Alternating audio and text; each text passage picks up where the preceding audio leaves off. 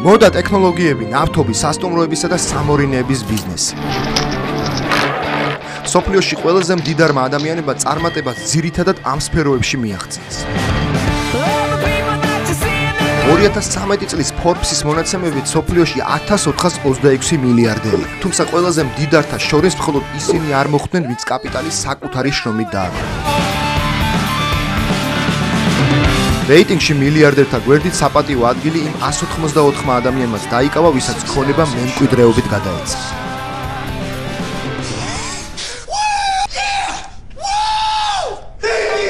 სოფლიოში ყველაზე ბევრი მილიარდერი ამერიკის შეერთებულ შტატებში ცხოვრობს. ასევე ბევრი მდიდარი ადამიანია ჩინეთში, თუმცა არც ევროპა ჩამორჩება. Forbes-ის მილიარდერთა ათეულში ესპანელები და ფრანგებიც მოხვდნენ. ბერნარ ანრო, საფრანგეთი, 64 წლის, ქონება 29 მილიარდი დოლარი. კომპანია Moten Hennessy Louis Vuitton. პროფესიით ინჟინერს საკუთარი სპეციალობით დიდხანს არ უმუშავია. ანრო ოჯახის კუთვნილ სამშენებლო კომპანიას ცოტა ხანს მართავდა. თუ გინდათ რაიმეს გაკეთება, აუცილებლად გააკეთე. ბერნარ ანრო ამ პრინციპს არასდროს ღალატობდა. ბიზნესმენმა პირველივე შესაძლებლობასთანავე სამშენებლო კომპანია გაყიდა და საცხოვრებლად ამერიკაში გადავიდა. 27 წლის ასაკში ბერნარმა გაკოტრებული კომპანია ბუსაკი შეიძინა, რომელიც კრისტიან დიორის მოდის სახსაც ფლობდა. ამის შემდეგ გადაწყვიტა მოდის სამყაროში ლიდერი კომპანია შეექმნა. როგორც თავადამოს ფული მისი მიზანი არასდროს ყოფილა, მას მხოლოდ კრეატიულობა და შემოქმედებითობა ხიბლავდა. ბიზნესი გვასწავლის გამძლეობას აქ მთავარია მოთმინებით დაელოდო შესაფერის საჭირო მომენტს. ბერნარ ანროსთვის ასეთი მომენტი 1989 წელს დადგა, როცა კომპანია Louis Vuitton-ის აქციონერებმა დახმარებას თხოვეს. მალევე იგი ამ კომპანიის მთავარი აქციონერიც გახდა. წინსვლისა და განვითარებისათვის ამბიციურ გეგმებს ბერნარი თანმიმდევრულად მიჰყვებოდა. ცოტა ხანში ბიზნესმენმა Louis Vuitton-ი თავისივე კომპანია Moet Hennessy-ს შეუერთა. ამ კორპორაციამ გაყიდვებით ძვირფასეულობის მწარმოებელ შვეიცარიულ კომპანია Richmond-საც გადაუსვა. დასაცმელი აქსესუარები, ალკოჰოლური სასმელი, Moet Hennessy Louis Vuitton-ი ძვირადღირებულ პროდუქციას აწარმოებს. ამ კორპორაციის დაქვემდებარებაში კი 60-მდე ბრენდი შედის, მაგალითად კრისტიან დიორი, კენზო, ჟივენში, ფენდი, დონა კარანი, მარკ ჯეიკობსი.